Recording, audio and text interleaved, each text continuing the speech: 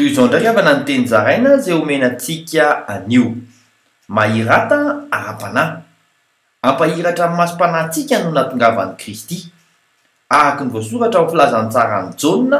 toko 7:5 amin'ny telopolo amin'ny anaran'i Jesosy hoe ary hoy Jesosy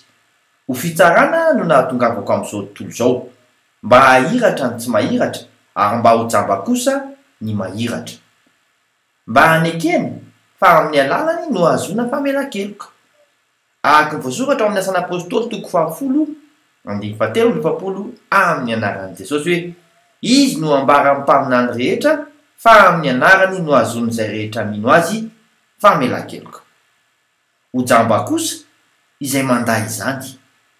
araka ny voasoratra amin'ny Jaona toko 7:20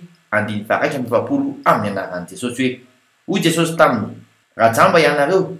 dia tsy ho nanan-keloka nefa hoy ianareo ankehitriny mahiratra izahay dia tsy afaka ny elokareo